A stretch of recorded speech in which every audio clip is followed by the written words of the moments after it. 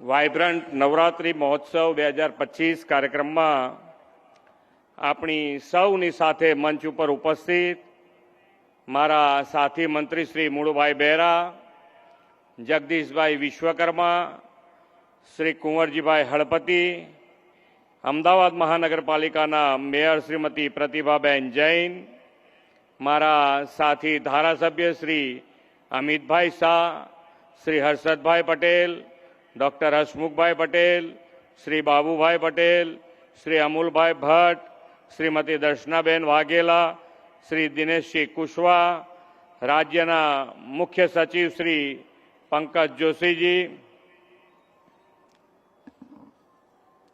પ્રવાસન વિભાગના સચિવ શ્રી રાજેન્દ્ર કુમાર, આમંત્રિત સર્વે મહાનુભાવો, પ્રેસ મીડિયાના મિત્રો, સૌને મારા નમસ્કાર। આદ્ય શક્તિની આરાધનાના પર્વ નવરાત્રિની સૌને ખૂબ ખૂબ શુભેચ્છાઓ। જય અંબે। શક્તિની ભક્તિ અને માતૃશક્તિની મહત્વનો ઉત્સવ નવરાત્રિ ગુજરાતીની સદીઓની પરંપરા અને વિરાસત છે। વિશ્વ નેતા અને યશસ્વી વડાપ્રધાન શ્રી નરેન્દ્રભાઈએ આ પરંપરાને લોક ઉત્સવથી વિશ્વોત્સવ બનાવીને દેશ અને દુનિયામાં ગુજરાતના ગરબાની આગવી ઓળખ ઊભી કરી છે। આદરણીય શ્રી નરેન્દ્રભાઈ એવા વિઝનરી લીડર છે જે હંમેશા મોટા વિઝન સાથેનું ભવિષ્યનું આયોજન વિચારે છે અને અમલ પણ કરાવે છે। આજથી તો આત્મનિર્ભર ભારતને વેગ આપતું નેક્સ્ટ જનરેશન જીએસટી રિફોર્મ્સ લાગુ થયા છે। વડાપ્રધાનશ્રીના જનહિતકારી અભિગમથી આ વર્ષનો વાઇબ્રન્ટ નવરાત્રિ મહોત્સવ અને દિવાળીનો દીપોત્સવ દેશના લોક માટે ઉમંગ ઉત્સવ સાથે બચત મહોત્સવથી ડબલ બચત બોનાન્ઝા બનશે। ગુજરાતને વેપાર ઉદ્યોગ ક્ષેત્રે વર્લ્ડ મેપ પર ચમકાવવા તેમણે 2003માં વાઇબ્રન્ટ શરૂ કરાવી હતી। રાજ્યની ઔદ્યોગિક વેપારિક શક્તિ સાથે સાંસ્કૃતિક અભિવ્યક્તિ અને વિરાસતને પણ દુનિયાના લોકો સુધી વિસ્તારવા તેમણે 2003થી જ વાઇબ્રન્ટ નવરાત્રિ મહોત્સવ પણ શરૂ કરાવ્યો હતો। કચ્છના રણને વર્લ્ડ ફેમસ બનાવનારો રણોત્સવ, આંતરરાષ્ટ્રીય પતંગોત્સવ, સાપુતારાનો મોન્સૂન ફેસ્ટિવલ, માધવપુરાનો મેળો, આવા અનેક ઉત્સવ આયોજનની સફળતાથી મોદી સાહેબે ગુજરાતમાં જ્યાં જીવન જ એક ઉત્સવ છે એ વાત ચરિતાર્થ કરી બતાવી છે। વડાપ્રધાન શ્રી આદ્ય શક્તિના પરમ ઉપાસક છે। નવરાત્રી દરમિયાન આકરા અનુષ્ઠાનથી માતાજીની આરાધના વર્ષોથી કરતા રહ્યા છે। તેઓ પોતાના એક ગરબા કાવ્યમાં ગુજરાતના ગરબા માટે લખે છે કે ગરબો ગુજરાતની આગવી મીરાત છે, ગરબો ગુજરાતની આગવી સોગાત છે।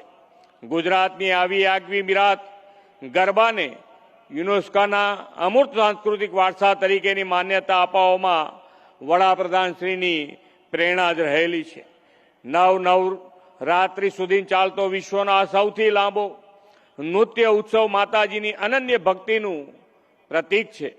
આપણો પ્રાચીન ગરબો શેરીઓ અને સોસાયટીઓમાંથી વિસ્તરીને પાર્ટી પ્લોટ, ગરબા ગ્રાઉન્ડ અને હવે તો અન્ય રાજ્યોમાં પણ પહોંચ્યો છે। સાંસ્કૃતિક ધરોહર અને પરંપરાગત ગરબો વડાપ્રધાનશ્રીની પ્રેરણાથી વૈશ્વિક બનીને વસુધૈવ કુટુંબકમની ભાવના પાર પાડે છે। મને જણાવવામાં આવ્યું છે કે આ વર્ષે રાજ્યની બહાર પણ નવરાત્રિ મહોત્સવનું પહેલીવાર આયોજન થયું છે। વડાપ્રધાનશ્રીની એક ભારત શ્રેષ્ઠ ભારતની કલ્પના આગળ ધપાવવામાં આ વર્ષે ઉદયપુરમાં વાઇબ્રન્ટ ગુજરાત કલ્ચર પ્રોગ્રામમાં આપણા ગરબા અને રાજ્યના લોક સંગીતનો સંગમ થયો હતો। આવનારી શરદ પૂર્ણિમાએ દિલ્હીમાં પણ નવરાત્રિ ગરબા યોજાવાના છે।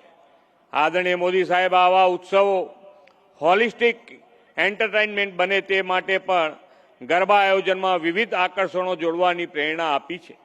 રાજ્ય સરકાર દ્વારા દર વર્ષે યોજાતા આ વાઇબ્રન્ટ નવરાત્રિ ફેસ્ટિવલમાં થીમેટિક પેવેલિયન્સ, સ્વાદિષ્ટ વાનગીઓ સાથે ફૂડ કોર્ટ, હસ્તકલા બજાર, બાળકો માટે કિડ્સ સિટી, સેલ્ફી પોઈન્ટ જેવા આકર્ષણો ઉમેરાતા જાય છે.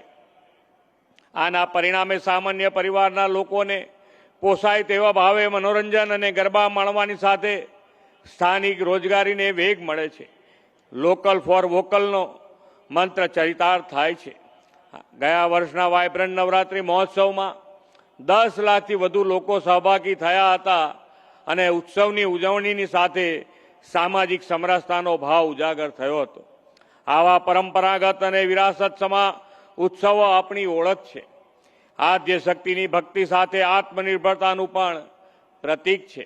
વડાપ્રધાનશ્રીએ આત્મનિર્ભરતા માટે સ્વદેશીને પ્રોત્સાહન આપવાનું પણ આહવાન કર્યું છે. તેમણે ખૂબ પ્રેરક વાત કરી છે કે આપણે આપણું ભવિષ્ય બીજા પર છોડી ન શકીએ. બીજા પરની આ નિર્ભરતા એ ભારતના સ્વાભિમાન પર ઘા સમાન છે. આપણે વિશ્વ બંધુત્વની ભાવનાથી આત્મનિર્ભર ભારતના મંત્રને સાકાર કરવો છે. આ માટે દેશમાં બનતી ચીજ વસ્તુઓની જ ખરીદી કરવી અને ઉપયોગ કરીએ તે સમયની માંગ છે. દુકાનદારો પણ પોતાની દુકાન પર અહીં સ્વદેશી વસ્તુઓ જ વેચાય છે એવા બોર્ડ લગાવીને વધુ લોકોને સ્વદેશી ઉત્પાદનો ખરીદવા પ્રેરિત કરે છે. નવરાત્રિના તહેવારોમાં દાંડિયાથી લઈને આભૂષણો અને સૌંદર્ય પ્રસાધનો પણ સ્વદેશી બનાવટના જ ઉપયોગમાં લઈએ. વડાપ્રધાનશ્રીએ સ્વચ્છતા માટે પણ દરેક મંચ પરથી લોકોને અપીલ કરી છે.